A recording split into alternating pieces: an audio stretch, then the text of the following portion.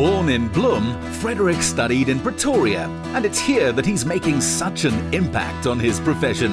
His own home practices many of his ideas on sustainable design, which he also lectures on to the architects of tomorrow. This is really beautiful, really magnificent. Farm-style living in the heart of Pretoria must be quite a joy. Yes, Chris, this is actually a piece of land that's cut off from the Irene Farm Estate or Dairy Farm Estate. And the idea was that they wanted to create a farm-style living in the city. So we decided to design a contemporary farm-style house with a silo and a barn and a shed, as you can see. Frederick chose this stand because it had the largest stinkwood tree on the estate.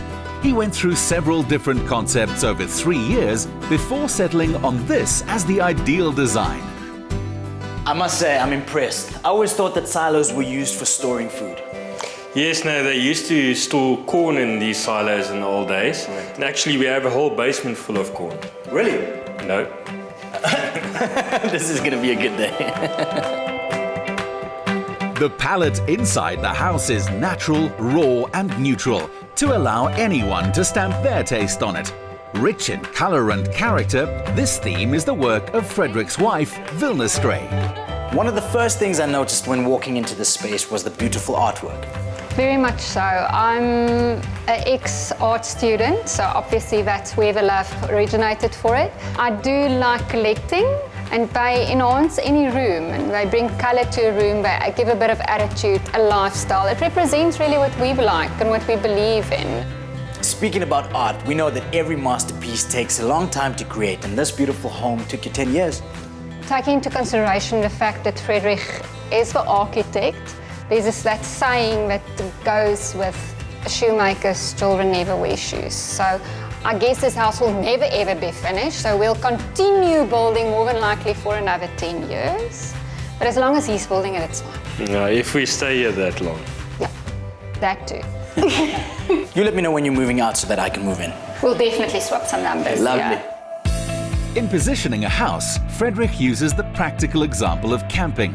When pitching a tent, you want to make the most of the sun, to be sheltered from the wind, safe from flooding when it rains, and to have a magical setting. Wow, this is quite impressive. Frederick, you know what? A farm-style theme is never usually taken quite so literally. I mean, I even see cows in the background.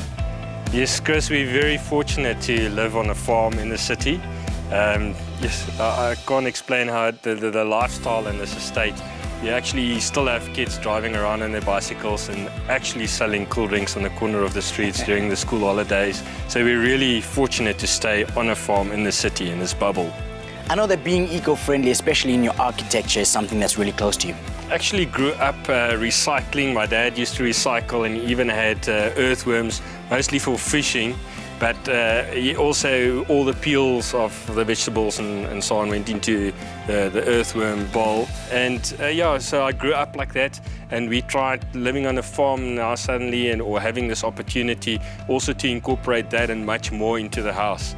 We have rainwater harvesting all the rainwater into a tank and then into the basement. We have the PV panels, photovoltaic panels that generates electricity, and we charge batteries and then run the house off that. We also have solar water heating, in this case vacuum tubes, to heat the water with natural gas backup, as we have a natural gas point to every stand in the estate. And then other elements like the pool also acts as a evaporative cooling element. In summer the wind comes from that direction and the water evaporating cools down the air, and then it blows the cool air through the house, as you can see through this aperture, drawing all the hot air out of the house. The lap pool is shaped like a drinking trough to evoke memories of the dairy cows which lived on the original farm. The silo is built from reclaimed brick and leads down to the heart and circulation system of this water-wise design. Chris, this service room, the heart of all the things that we spoke about outside. Are you sure there isn't any corn in here? Chris, this is the rainwater tanks, you know. So we've got about 1,200 litres of rainwater stored here in the basement. This is for domestic use. We also have a grey water recycling tank behind these. So that is all the water from the basins, the showers and the baths. And we believe that you don't use clean drinking water to irrigate the garden, so we reuse that water at least. And then the rainwater is nearly unfiltered, and we use that for domestic use. Now this is also the center point, or at least the silo is the center point of the home that connects to everything. Yes, the silo is the pivot of the house, and everything turns around the silo. It's a vertical circulation, but it also divides a private part, the barn, and the semi-private part, one of the sheds, where we have our offices.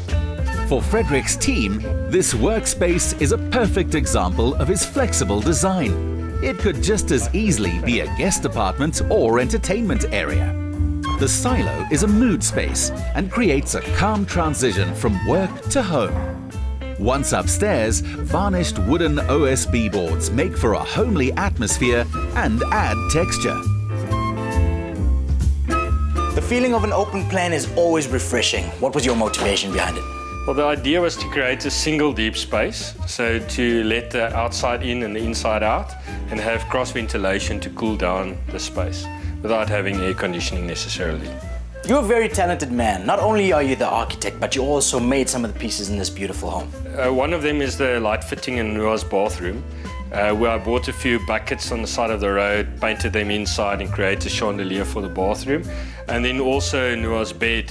At the stage we were staying near Southdowns, and there they were cutting down the jacaranda tree, so we thought it would be nice to utilize jacaranda wood and create something as a memory to that period when she was still small. So we asked somebody to make a sleigh bed, which would become a shades long later on.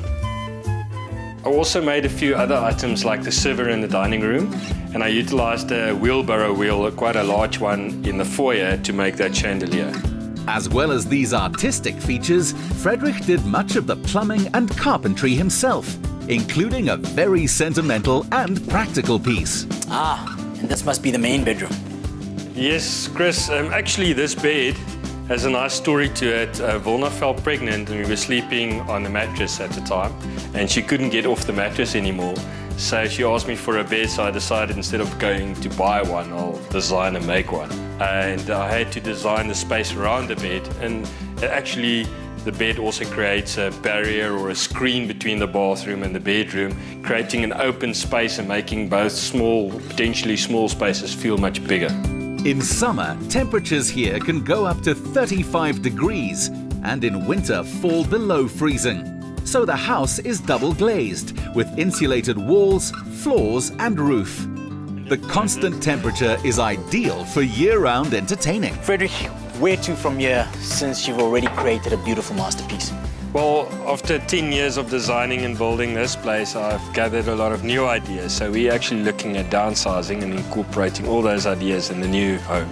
Bringing all of this together, creating an eco-friendly, sustainable home, incorporating the environment, and then decorating it so tastefully calls for a celebration.